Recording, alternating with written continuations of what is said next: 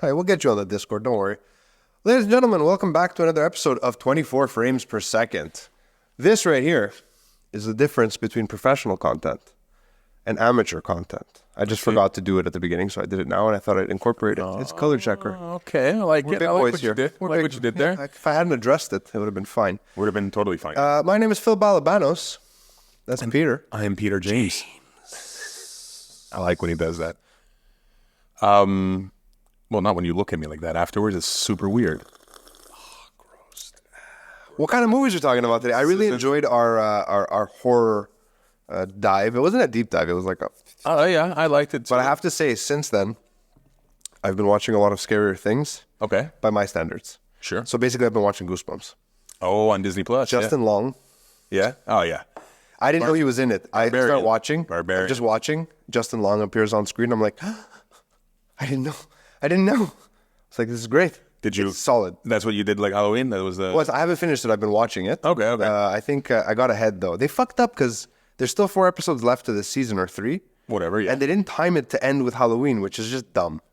Right. Like, I would have liked it's for it going to after. be... It's still going, yeah. Yeah, like, it's a 10-episode season, so I would have liked if it went...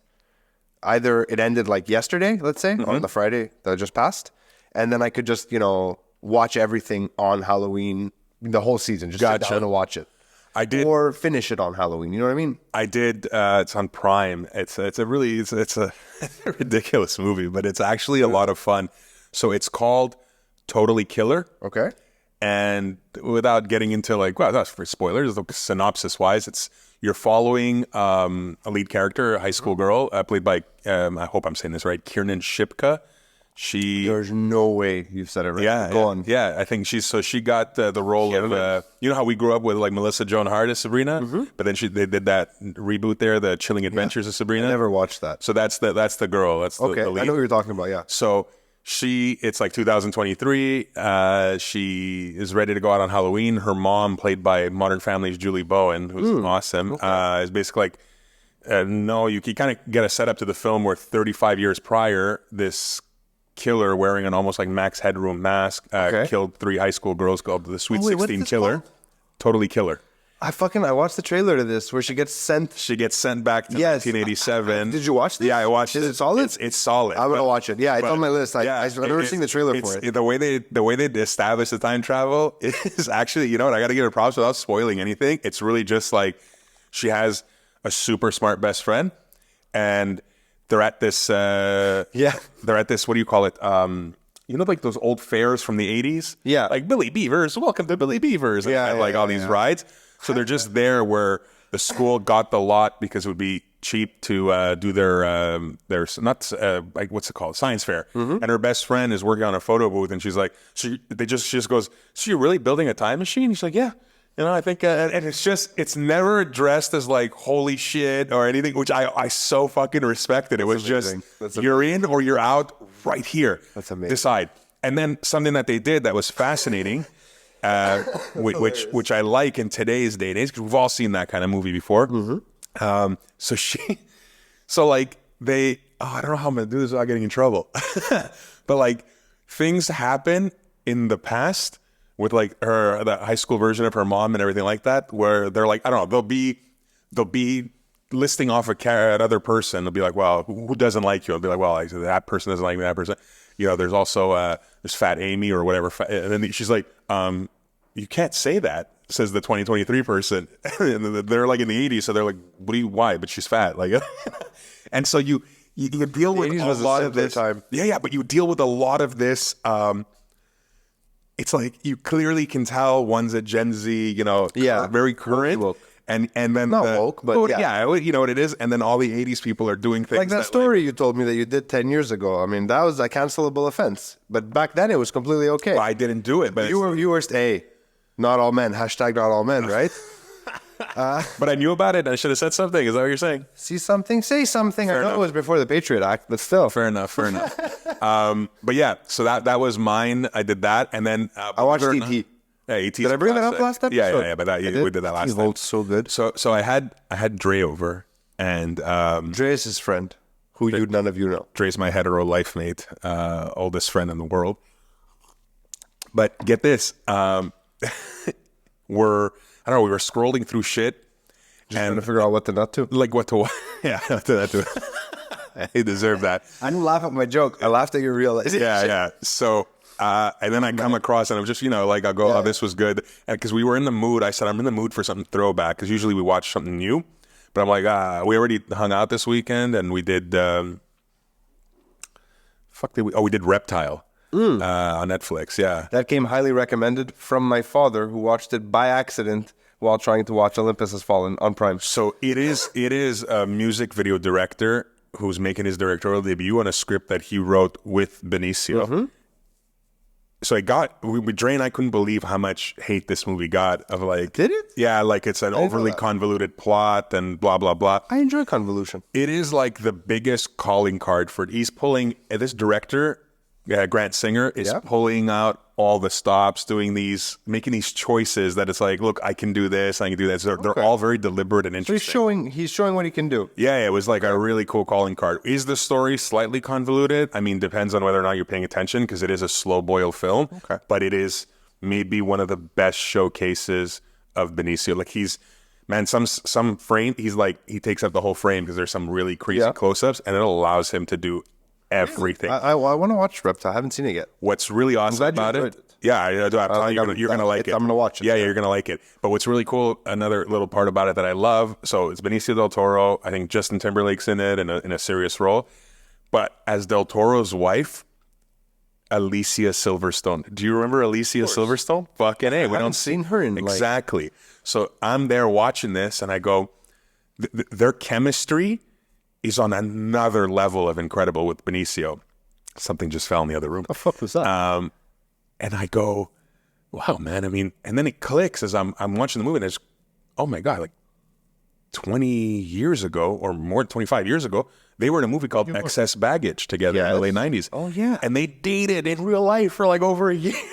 Fuck that. So I don't think I knew that. Yeah, it all just came flooding back to me. Well, I didn't know at the time that they were dating when I watched the movie. It was one of those things where I was reading something on Benicio and then mentioned like previous relationship with Alicia Silverstone. I remember thinking that on paper, that's insane, right? But their chemistry, I guess they're still good friends. Chemistry is incredible. Yeah. Now, to go back to my hang with Dre when we were doing the throwback, I'm just scrolling on some older films. Just take a slight pause. Sure, go ahead. I just want to curse the name of George Sadrizos for everyone who knows him because he used my studio and I'm sitting here and I'm like, something is wrong as we're talking. And he fiddled with my equipment and I'm unhappy. And I just want that. I want to know that I put a hex on his name. Continue. You shouldn't have fucked around, George. Like, I mean, yeah, like now a curse on your home because these lights, something's wrong. Something's wrong, and I'm not happy. I'm not gonna put a curse on your name. I'm just gonna, for shame. Yeah. Well, anyways, so George Adjuzos, don't follow him. So he has many a podcast. You should follow him. So Dre, is well versed in film, and as I go, Sure. I get to a film, and I go, I like this more than The Matrix. Now I'm gonna give you a second before you guess what film it was, and he goes. He kind of like snorts. And I go, why, you didn't like it? And he goes, I don't think I've ever seen it. And I was like, no. I go, bro, this came out a year before The Matrix. Oh. And it's infinitely influenced The Matrix to the point where you kind of start to, they're like, you can go down a YouTube rabbit hole about the comparisons. Am I thinking Jake Gyllenhaal? No, that's Donnie Darko. That's Donnie Darko, yeah. Okay, what are you talking about? Dark City. Oh, Dark City. Dark City, yeah. Who's in Dark City? What's his face? Rufus Sewell, yes. Kiefer Sutherland, and Jennifer Connelly, as well as William Hurt. R.I.P. William Hurt. Man, I'm gonna miss that guy. He was good. Dark City is a great movie. It is Is that the one? epic film. Wait, Dark City has that set piece near the end where they're on like what he finds out is a movie set. No, that's the Truman Show. Yeah, No, not the Truman Show. Similar. Yeah, I don't want to give it away, but for those who haven't seen Dark City, Yeah, I should be careful. Yeah, it is. Sorry. It is. And first of all, a key thing if you're going You're to not go, giving anything away. You already said it's based. The Matrix is heavily. we influenced by it, Yeah. sure. But check this out. If you can get your hands on it, for any of the movie buffs out there, and the ones who are just looking for a good time, unfortunately, I don't think any streamers playing it right now. But you got to get your hands on the director's cut. This is a film where you're just kind of thrust into it from the beginning, and none of it will make sense. Yeah, And you're then, just of like, what the course, fuck is happening for most? yeah, over the course of the next 2 hours, it'll all start to make sense. You'll get a bunch of reveals. Now, when Alex Proyas made the film, It's not streaming for free anywhere. yeah, but try to get your hands on it when you can. It's on Apple TV though. You can Yeah, exactly. buy it or rent it, whatever. But see if you can get the director's cut, because when Proyas got the film ready, the studio was like, "Oh, you really need to dumb it down because it's a complicated movie." Roger Ebert called it the best, but Roger Ebert provided audio commentary on the DVD. I did not know that. Yeah, because he was such a big fan. I He haven't called seen it in a very long called it the time. best movie of '98. Said so wholly original. It felt like the first time he watched something like Metropolis or 2001: A Space Odyssey. Really? I remember that. I thought you hate 2001. I do, but I mean, listen, it's seminal for anybody like Roger Ebert to have watched that. You know, I've seen other films that have blown me away more. That's why. So, avoid if you can the non-director's cut, because he was forced to tack on an opening narration by Kiefer Sutherland, which basically explains everything, which will then get explained. I've never seen that again. version. It's the most popular version. because people don't get the film. Yeah, and then so they made him do that, and then in 2008 he got to release a director's cut and just kind of took that out. The movie just starts. Yeah, I think that's the version I've seen. so much better. Actually, so I'm not much sure now. I can't remember. Yeah, like The only movies that I can think of offhand that I know I've seen two versions that felt so different because of narration is Blade Runner. yeah, Because that's there's the a most noir yeah, narrative. It's Which the most was the notorious theatrical one. release, though. The narration one. Narration was in the theatrical, I believe. Yeah. I think I prefer the narration one. Well, Blade Runner. Blade Runner is different. You need a bit of context So that's the arguable thing, right? Like that's what Alex Proyas would because say it's not a about. reveal in Blade Runner, right? It's just the universe It's how what it is. it's what Proyas would say about Dark City. Like it's not meant. He knew he's not going to make a film that was understood by everybody. It's got some crazy. That's okay, also though. It's really interesting, the idea about nature versus nurture, but gets pretty fun. We mentioned R.I.P. William Hurt. I would be remiss if we didn't mention the horrible news we all received this weekend. So R.I.P. Matthew Perry. Yeah. I haven't read much about what happened. I know the cause of death. I assume it was drug related. It seems it wasn't. No drugs were found on scene. I think it was so his assistant brought him home, then went to run errands, and then when he came back, found Matthew Perry had drowned in his jacuzzi. So they're guessing it was guessing it was a cardiac event. Now, obviously, I'm not going to speculate on cause of death. All I'm going to talk about is, as someone who grew up with Friends. I watched it too, but I'm not a huge Friends. Fair enough. guy. Yeah, he was. I mean, he's the heart of the show. The Yeah, absolutely. He needed that laugh. You know, I know he went through a couple demons and it sucked. But for those who are really big Matthew Perry fans and were curious to what he did outside of Friends, Yeah, do it. I wish I could tell you. You know, he had a super eclectic film career that would give you a range of performances. He did not. I mean, he had a lot of films known for Fools Rush In, 17 again. But my favorite of Matthew Perry's performances outside of Friends was on a very little known show that only lasted a season because I truly believe it was way too ahead of its time. It was called Studio 60 on the Sunset Strip. It is an Aaron Sorkin show post West Wing. Yes. And dealt with the behind the scenes goings on of a variety type of Saturday Night Live show. Yeah. Right. Excellent series. Again, I don't think that will be found anywhere, at least anytime soon. But that was, man, I really wish that had been like the second thing that like Second wind in his career. yeah, or whatever that the Matthew expression Perry is. thing Yeah. carried. Yeah. I remember watching that and thinking it was not for everyone. No, it definitely wasn't. Like the Newsroom. The Newsroom was not for everyone. No, right? most of Sorkin's stuff is not for everyone. There's Sorkin. But I love Sorkin. I'm okay. I like him too. I buy the idea, like nobody talks like that and the way he does his dialogue. That's it's fine, fine. though. It's It's okay. Yeah, it's totally fine. I like that. But so that was my horror. I did with my wife Totally Killer, and then I did Dark City, which isn't really a horror film. I think it's really, really sci-fi. It's dark sci-fi. I'll give it that. Yeah, It's no, not but a horror film. it's heavy Yeah, sci-fi. yeah. Like, you know, you got to be like really into sci-fi to enjoy that movie. Sure. Yes, I agree with you there 100%. What was I watching? I was thinking now what I've been watching because you're going into like horror and sci-fi, and I haven't watched anything horror or sci-fi really, Okay, except for Goosebumps. right. And what was I watching? Fuck, what is it called? Who is Aaron Carter on Netflix? yeah. It takes place in this Sean like Barcelona and Catalonia. Right. Why does it give me Where in the World is Carmen Sandiego vibes? It doesn't have that at all, actually. Oh, the trailer. It isn't great, Okay. but it's not bad. It's one of those like I can watch this. It's a globe-trotting spy No, shit? no, it's all in one spot. No spies. It's a crime thriller at its core. All right. And I was like, something about this show is inherently not okay. Like, I don't love it, but I can't look away from it. Like I'm into it. Okay. Like Anna's been watching it, and I've been passively watching it. And I realized the lead character, I think her name is Evie Ahmad, the actress. She looks just like another actress, Sarah Sahi. I can't remember her name. She was Yeah, Sarah Shahi. yeah. Is that her name? Sahi? Yeah, yeah. Or Shahi. Shahi, yeah. Sarah and, Shahi. and they yeah. look nothing alike, but in certain angles, they look exactly alike. It's so bizarre. And for like 20 minutes, I was like, oh, I didn't know she We're made both this show. thinking Sarah Shahi from like Rookie and stuff, right? Yes, yes, Yeah, okay, absolutely. okay. Yeah. Yeah, yeah. And what did she do that other people would know?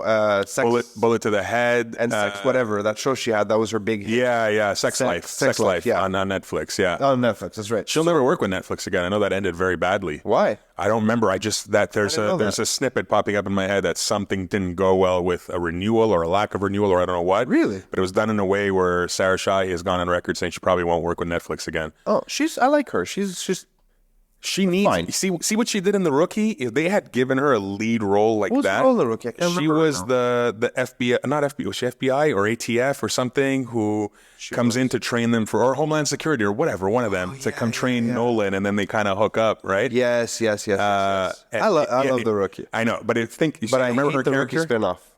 the Rookie Feds, huh? Wow. Like, way to take a TV show that's doing pretty good for a primetime slotted show and just make it so bad. Look, there's a lot of content right now. There's a lot of TV shows, and only every once in a while will something like burst through all that and become a talking point to the level The Rookie of like, has that, I think. no. That's the problem is a lot of procedurals or a lot of network TV just generally doesn't get viewed in that I same guess. extent. I only hear, look, there's the champion of those shows that constantly, every time they really have a kind of flagship show like that, it gets talked about by everyone, and that's HBO. Yeah. So you can go back Yeah, to the HBO 's days of fine. Sopranos, you can go to Entourage, you can go to Sex and the City, you can go to, or more recently, Succession, Mm-hmm. Succession is the greatest TV show of the last few years, in my opinion. Probably, yeah. Just if Shakespeare were alive today, that's what he would. Yeah, that's what he would have done. But yeah, Oh, seeth the finale. I love the idea of that line that Logan Roy, who's the patriarch of this family, keeps saying, "You are not serious people," and it's just so says it often, good. yeah. It's so good. Anyway, so to this Aaron Carter? No, Aaron Carter. Aaron Carter. Who is Aaron Carter? Who is Aaron Carter? Where in the world is Carmen Sandy? Yeah, miss Carmen it's Sandiego. fun. It's enjoyable, and also we watched. I wanted to go Canadian. She watched it. I queued in for like 2 or 3 episodes, the early seasons, and I was like, I'm here for it. Working Moms. Okay, yeah. It's fucking hilarious. All right, I think But it gets a little preachy in its final seasons because it starts to catch up with today. Right. But in its earlier seasons, especially pre-COVID, it's fucking great comedy. I'd have to. I don't think. I'd have to ask my wife if she watched. Right now, she's Reitman's, doing. and Danny Kind's in it. I like Danny Kind. My wife right now is doing for the first time. She's way behind. She's doing Gilmore Girls, which everybody does, and now she's doing it. Yeah. So Okay. yeah. Okay. I've A little caught. late. Yeah. I mean, look, for her, it's fine. It's like her in between. You know, like I got a little break. I'll watch an episode. Yeah, I here know. and there. Anna has shows like that too. When Yeah. she's like done for the day, but the kids are entertained or whatever, she'll put it on. Exactly. Yeah. But no, Aaron Carter was started off like that, but we got into it. And also we watched Goosebumps. I can't stop thinking about Goosebumps. It's so bad. Oh, is it? It's not good. No, it's very good. Okay. It's so bad. Right. Because it's horror written for 12-year-olds. Okay. Gotcha. Right? Yeah. In the books that was adapted to feel slightly darker, but still deals with themes that frighten 12-year-olds. Okay. Like Go Eat Worms, Night of the Living Dummy. Like they took this, they took stories that were like iconic Goosebumps stories, especially from its original like 20-book run, right? Did they do Welcome to Camp Nightmare? That was my favorite No. one. That was No, remember that one? that was That your one, that one made me want to. No, yeah. did they pull from it a little? Maybe a bit. Nah, that ending. Thematically. Nothing will ever beat. Well, the show's not done yet, so I don't know. Yeah, maybe. But so they took individual stories and they made them their monster of the week type of arc. But while But they following built one this huge arc story arc. around it. Okay, that I was cool. like, oh, interesting. I kind of like that. I Yeah, kind of yeah, like it's that. interesting. Yeah.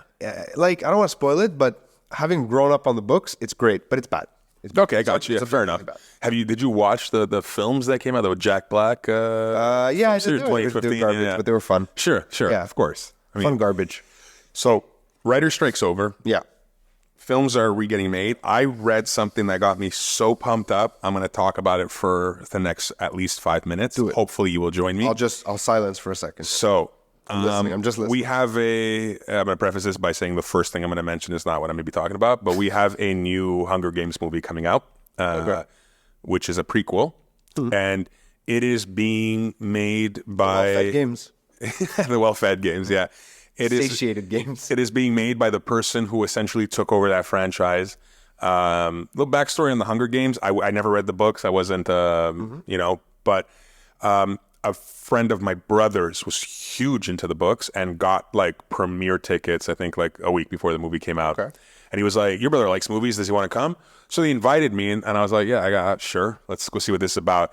And I left the Hunger Games very frustrated because I was like, there's a good movie in there somewhere, having seen like Battle Royale and all those, but I'm like, but that ain't it, right? No. And so I leave, and then the same friend, about 2 years, wherever it was later, I remember thinking the lead, which was Jennifer Lawrence. I mean, I was like, yeah, she's really good. This Yeah. going places. She stands out from the films, yeah. And so a year or two, whatever it was, when the sequel came out, he got the same kind of premiere thing, and they invited me again. I think I got a pity the second time. And I was like, yeah, I'll go. But this time I remember being slightly more excited because Francis Lawrence had taken over from Gary Ross as a director. And I love Francis Lawrence. For those who don't know, Francis Lawrence is the director of I Am Legend and, more importantly, Constantine, right?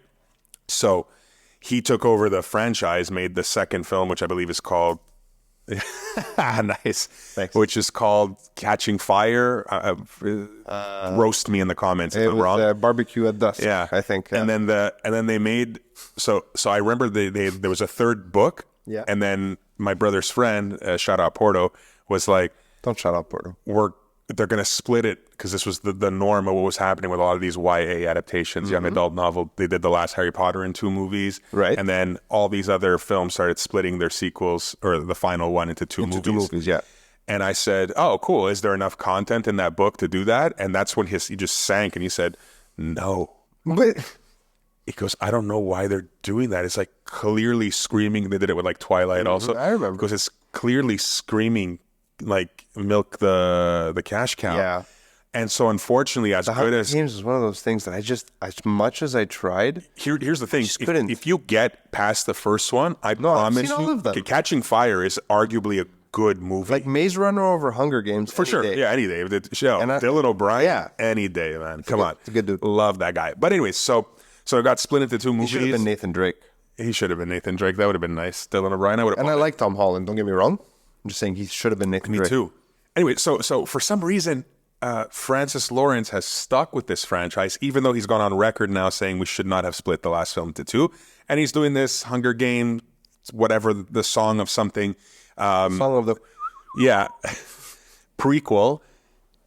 And out doing press for that, he announced that during the writer's strike, there were rights issues because it had been announced before the writer's strike. Okay. But he was happy to say that the rights firmly now sit with himself, Akiva Goldsman, and Keanu Reeves for Constantine 2. Oh, okay. I thought you were talking about Hunger Games. No, Constantine 2. Yes, I've read about this. Yeah, I'm aware but of this. now it's You like threw me, though. green light officially moving forward. We're not going to have any writer's strike issues. The rights are in the right place. Right. And they're aiming, I don't know if they're going to do it, but they're aiming R-rated. What was the rating on the first Constantine? PG-13. Really? Yeah. Even with all that black goo and shit? Yeah, because it's not blood. And all the Black smoking. It's black and the smoking with the message at the end where he throws away the pack of Yeah, cigarettes. that's Which true. was controversial, but yeah. Constantine may be my favorite, not my favorite movie. You know what I mean? Yeah, I got you. It'll fit into what's now called the Elseworlds. All part of DC. Yeah, so DC, as we know, has been taken over by Peter Safran and James Gunn, and they're going to reboot this DC cinematic universe. They'll never get the casting quite as right as they did the first time, Matt, except for The Flash. Ezra Miller, you're saying? He was never the right cast choice, in my opinion. So you're talking about, you're a Henry Cavill, like Henry Henry Cavill, Cavill, Superman. Ben Affleck, Gal Gadot, Jason Momoa. That was great casting. Sure. Fucking phenomenal. Well, you don't like the new Superman? I don't feel any which way about him. Okay. Or her. Look, I stopped. I remember after Heath Ledger's, I stopped judging anything casting related because I'll admit it. I was like, I was Heath not. Ledger's going to play the I was- Joker. I I was wasn't down. shitting I was it. down. Yeah, I wasn't shitting on it because I knew he was a good actor. But I'm like, I guess I don't see it. I don't know. And of course, we know what happened. Yeah. And so now, anytime they name casting for like, oh, this person's like, even back when Jared Leto got cast as a Joker, I was like, I'm not saying shit until I see this movie. I don't need to say shit about until I see the trailer. Well, I remember when they cast shit, what's his name? Twilight guy. Rob Pattinson as the Batman. Yeah. I was like, yeah, I can see this. Yeah. And then I saw some of the concept stuff. I'm like, oh yeah, okay, he's the Crow, but yeah, cool. I like it. I like the Crow. So Crow. cool. Yeah. The Crow is, I think, getting closer to get made now. I think it's still. Someone asked us in the Discord. They were saying how the Crow is their favorite movie, and I realized I don't really remember the Crow. So it's funny that you bring up The Crow to bring it full circle.